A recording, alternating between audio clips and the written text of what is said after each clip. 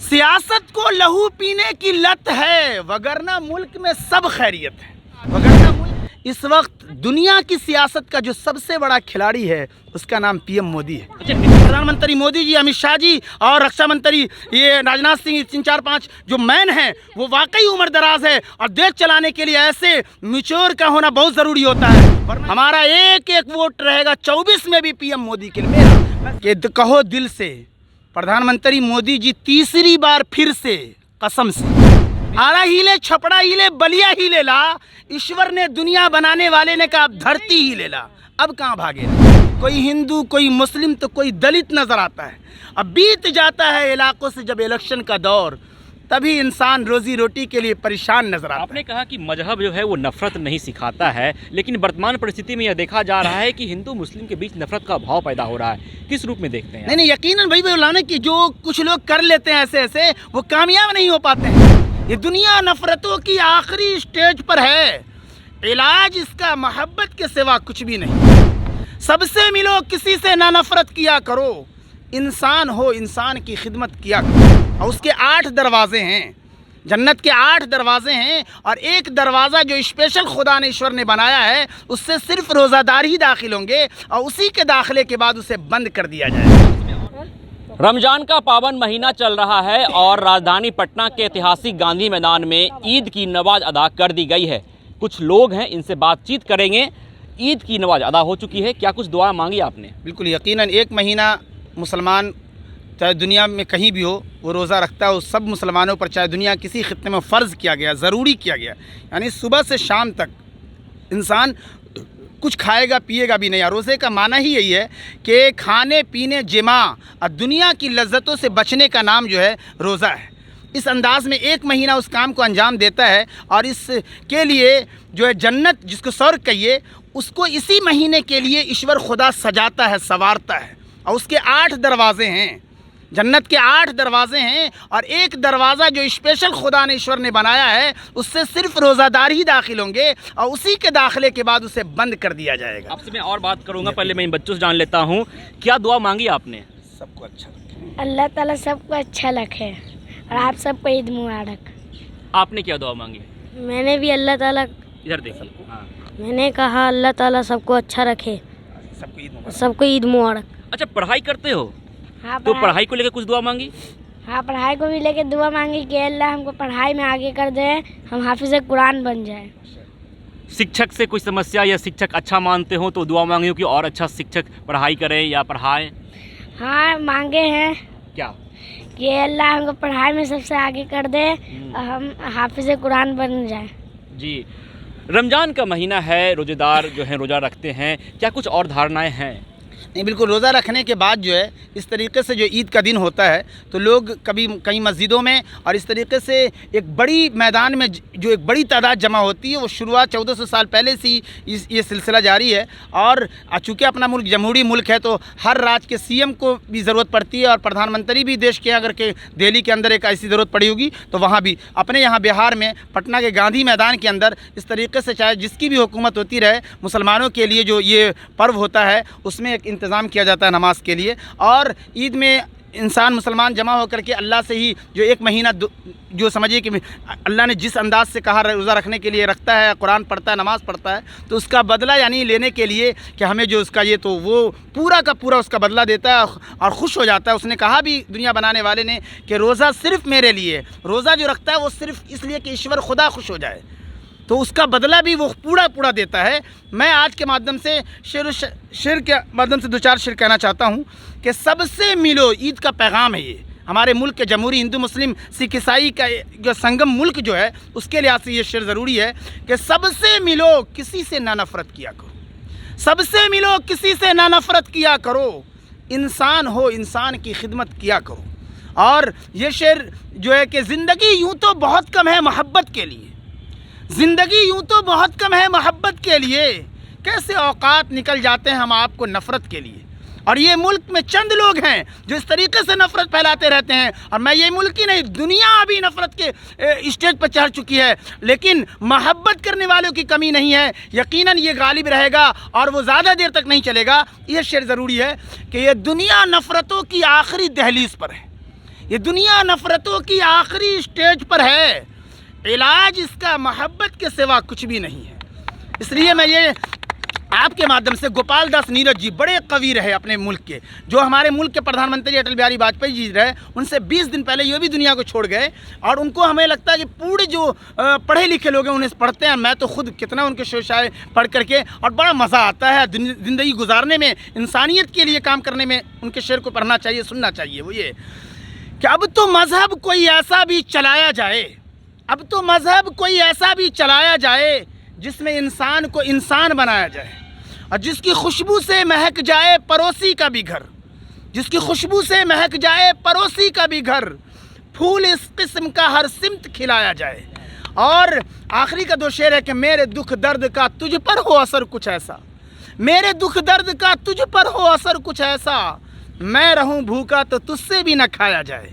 और आखिरी का हिंदू मुस्लिम, आमतौर से हिंदू मुस्लिम इस्तेमाल होता है, पूरे जो मुस्लिम नहीं है उसको हिंदू में बोलते हैं, और जो मुस्लिम है चाहे वो जितने भी मसलक के हों सबको एक प्लेटफार्म पे रखते हैं। तब ये शेर होता है कि जिस्म दो हो के भी दिल एक हो अपने ऐसे, जिस्म दो हो के भी दिल एक हो अपने ऐसे, मेरा आंसू तेरी पलकों से उठाया जाए।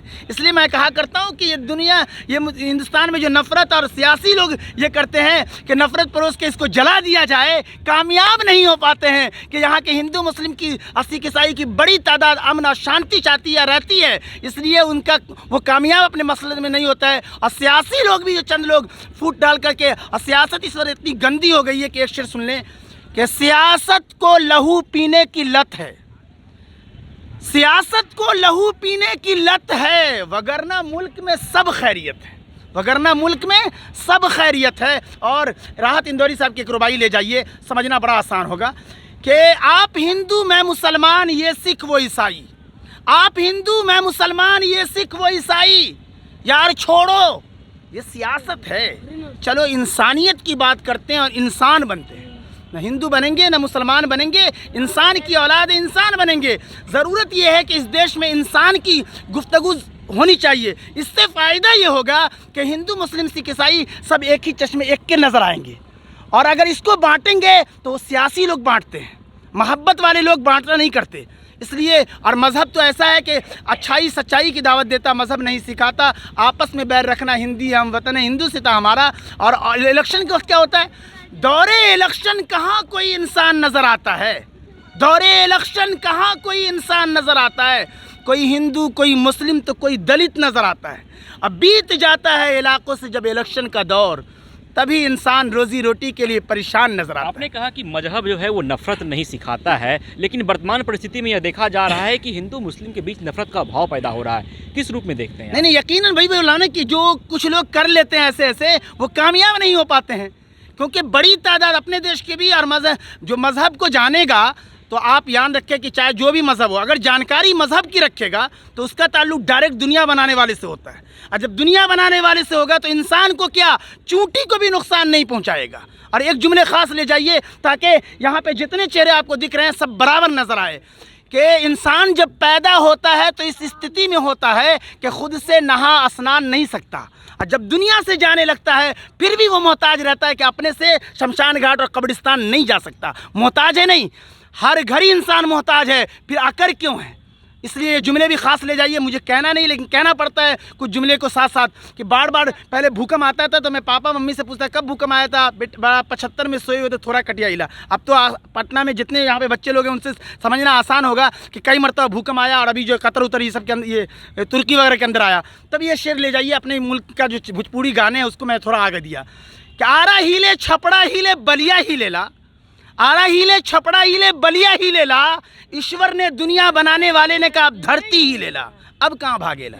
तो यकीन शायर हैं या शायर का सिर्फ यूं ही शौक रखते हैं? नहीं, मैं शेर शायरी का शौक भी कर लिया जाए, उस तरीके से जो है एक बड़े जो चाहे वो जिस कवि हो उसको मैं पढ़ता भी हूँ, और उसके बाद ज़रूरत पड़ती है तो मैं अपना सेटिंग उसमें करता हूँ। आपने अपनी एक शायरी के लहजे में कहा कि सभी चेहरों को एक नज़र से देखा जाए, तो एक प्रश्न यह रहेगा कि मोदी जी को किस नज़र से देखते हैं? नहीं, यकीनन, अरे मैं अगर आप, हालांकि इस दिन बात मुझे इस तरह का नहीं करनी थी ज़्यादा, लेकिन आप कह रहे हैं तो मेरी अपनी ख्वाहिश है कि देश में वाकई मोदी जी दूसरे टर्म में हैं, और मैंने तो ऐसे कहा है कि कहो दिल से प्रधानमंत्री मोदी जी तीसरी बार फिर से, कसम से, मेरी अपनी ये सोच है, इस वक्त देश दुनिया को जो उन्होंने खुसूसन भारत को पूरी दुनिया में आगे बढ़ा रहे हैं, सिर्फ उनका चार जो हम लोग के हिंदू मुस्लिम सिख ईसाई बोलते हैं ना देश में, सबका साथ, सबका विकास, सबका विश्वास और प्रयास, इन्होंने जोर करके पूरी दुनिया में हमारे भारत को आगे, इसलिए मेरी तरफ से आप ले जाइए। देखते नहीं, मैं बड़ा दीवाना उनका कि हमें बाहर का मौसम भारत में मिले मिले न मिले,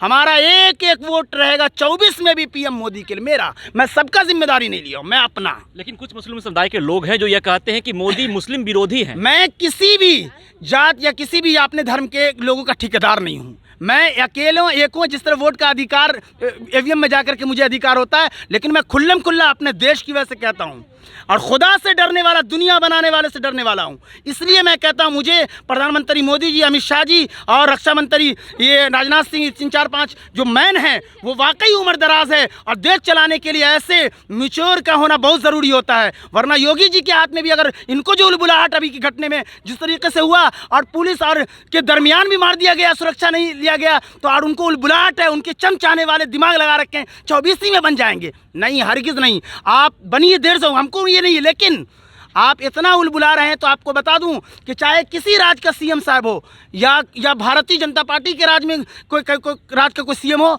या किसी गैर का, याद रखें कि वो सीट 24 में एकदम प्रधानमंत्री मोदी जी के रिजर्व है।